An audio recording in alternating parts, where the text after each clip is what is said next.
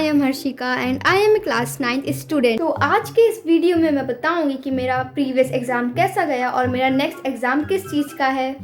आगे बढ़ने से पहले मेरे चैनल को सब्सक्राइब भी कर देना और इस वीडियो को लाइक भी कर लेना।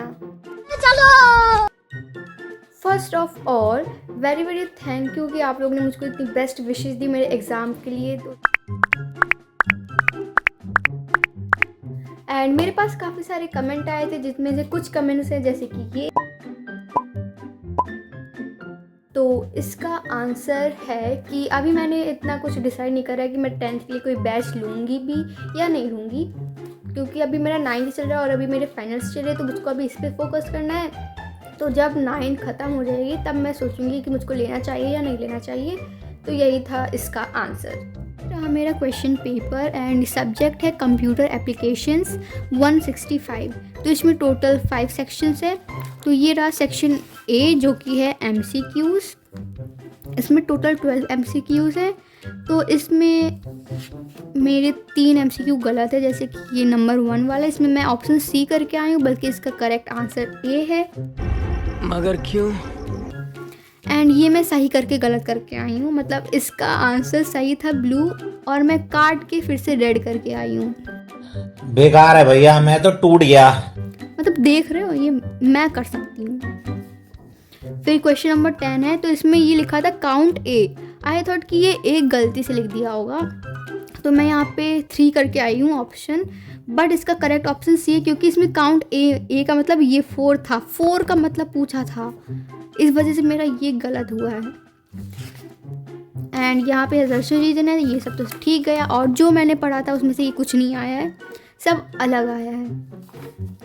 बट मैंने सब कुछ थोड़ा बहुत पढ़ लिया था, तो इस वजह से मैं ये सब करके तो आई हूँ, तो उतना अच्छा एग्ज़ाम नहीं गया है मेरा। एंड यहाँ पे ये रहे long answer, short answer type question, और ये 3 मार्क्स के हैं। ये सब मेरे सही गए हैं, बट ये जो मल्टी फैक्टर ऑथेंटिकेशन है ये थोड़ा मैंने एक्सप्लेन सही से नहीं करा है, तो आई थॉट इसमें मार्क्स मेरे थोड़े कटे। एंड ये लॉन्ग आंसर टाइप क्वेश्चन है जिसमें स्प्रेडशीट दी हुई है और इससे रिलेटेड कुछ फॉर्मूले आपको बनाने थे, तो ये भी मेरा ठीक गया है। क्वेश्चन नंबर ये जो सी है इसमें थोड़ी दिक्कत है, इसमें डाउट है, एंड बाकी तो ये सही है। एंड सेक्शन ई में है 2 केस बेस्ड स्टडी क्वेश्चंस। तो ये वाला जो क्वेश्चन नंबर 26 है केस बेस्ड स्टडी, ये तो मैंने बहुत अच्छे से करा क्योंकि ये सबसे इजी पार्ट था। एंड अगर हम लोग इसकी बात करें तो इसमें थोड़ा डाउट है, क्योंकि जो भी चीज़ें इसमें लिखी हुई है पैराग्राफ में और जो ये पूछा वो टोटली डिफरेंट है।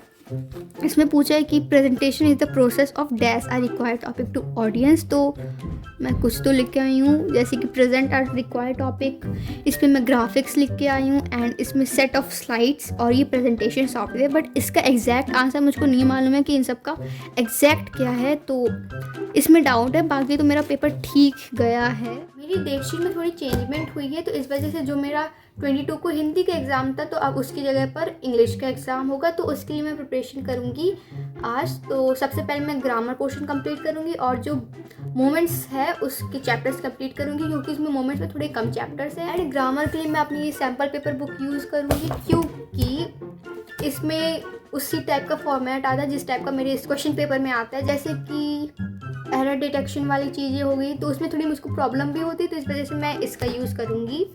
एंड मोमेंट्स के लिए तो मैं अपनी बुक रीडिंग करूँगी बस। अच्छा, मुझको इंग्लिश के एग्ज़ाम के लिए प्रिपरेशन लीव मिली थी, हमारे स्कूल वालों ने दी थी। एंड जब भी मैं घर पे होती हूँ तो मुझको कुछ ना कुछ अटपटा, कुछ अच्छा सा कुछ खाने का मन करता है, तो इस वजह से मैं यहाँ पे बहुत सारी वेजीज़ को कट करके इसको तेल में ऐसे तल रही थी। एंड कुछ मसाले डाले मैंने, जैसे कि नमक और जितने भी मसाले होते हैं, धनिया पाउडर, गरम मसाला और ये लाल मिर्च डाली थी। फिर मैंने थोड़ा पानी डाला और ये ली मैंने मैगी। एंड फिर मैंने इसमें मैगी मसाला डाला था जो मैगी के साथ आता है। फिर मैंने थोड़ा सॉस डाला और ये काफ़ी स्पाइसी बनी थी और मुझको स्पाइसी चीज़ें काफ़ी ज़्यादा अच्छी लगती है, तो इस वजह से ऐसी मैं मैगी बनाती हूँ स्पाइसी वाली। एंड देन मैंने ये बुक्स उठाई सैम्पल पेपर वाली। फिर मैं यहाँ पर सैम्पल पेपर सॉल्व करने बैठ गई थी सिर्फ ग्रामर पोर्शन के लिए, क्योंकि मुझको उसमें थोड़ी दिक्कत होती है। एंड फिर मैं यहाँ पे आ गई थी सैम्पल पेपर सॉल्व करने के लिए। ओनली ग्रामर पोर्शन में यहाँ पे अभी सॉल्व करी थी और जितने भी सैम्पल पेपर्स थे इंग्लिश वाले उन सभी के मैंने ग्रामर पोर्शन पूरा सॉल्व कर लिया था।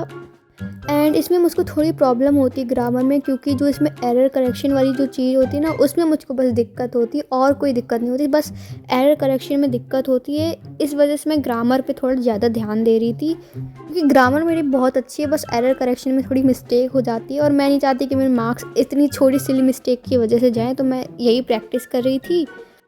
एंड फिर मैंने मोमेंट्स उठाई, तो मोमेंट में आज मेरा टास्क था कि मुझको सारे चैप्टर्स इसके रीड करने हैं और जो भी इंपॉर्टेंट चीज़ें उन सबको अंडरलाइन कर लेना और समझना है, क्योंकि कुछ भी क्वेश्चन बनकर उठकर आ सकता है टेक्स्ट बुक के बीच से। तो मोमेंट्स में मैंने सबसे पहले तो टोटो वाला चैप्टर पढ़ा था और वो काफ़ी पुराना चैप्टर है एंड आई डोंट थिंक ये चैप्टर आएगा, इससे रिलेटेड कोई क्वेश्चन आएंगे या नहीं, बट मैंने तब भी पढ़ा क्योंकि मालूम नहीं क्या हो सकता है क्या नहीं हो सकता है। एंड ऐसे करके मैंने बाकी और भी चैप्टर्स कंप्लीट कर रहे थे और लाइक अराउंड आधे घंटे में तो नहीं, 1 या 2 घंटे में मैंने मोमेंट्स पूरी रिवाइज कर ली थी। Next day. तो आज है 21 फरवरी और अभी 12 o'clock हो रहा था और मैं यहाँ पे पढ़ रही थी बीहाइव के चैप्टर्स। एंड जो हमारी लिटरेचर है वो टोटल 40 मार्क्स की आएगी, जिसमें से कुछ तो एक्सट्रैक्ट बेस्ड क्वेश्चन होते हैं एंड कुछ पोएम से रिलेटेड वाले क्वेश्चन होते हैं, तो मैं वही सब पढ़ रही थी। एंड सबसे ज़्यादा फोकस मैं लास्ट के चैप्टर्स पे कर रही थी, क्योंकि उससे ज़्यादा क्वेश्चन बन के आ सकते हैं। एंड बाकी पुराने वाले चैप्टर्स थे तो उनमें तो एक्सट्रैक्ट बेस्ड करके कुछ ना कुछ आएगा ही। फिर मैं यहाँ पे स्नेक एंड मिरर वाला चैप्टर पढ़ रही थी और वो मुझको काफ़ी इंटरेस्टिंग चैप्टर लगता है और काफ़ी मज़ेदार चैप्टर लगता है मुझको, स्नेक एंड मिरर। और सबसे ख़राब चैप्टर मुझको लगता है गैरार्ड और इंट्रूडर वाला, क्योंकि वो मुझको उतना अच्छे से नहीं समझ आता है। एंड इस तरीके से मैंने अपनी बीहाइव भी पूरी कंप्लीट करी थी और थोड़ी चीज़ें बची हैं वो भी आज मैं कंप्लीट कर लूँगी। तो यही है आज का व्लॉग, तब तक के लिए बाय और चैनल को सब्सक्राइब भी कर लेना।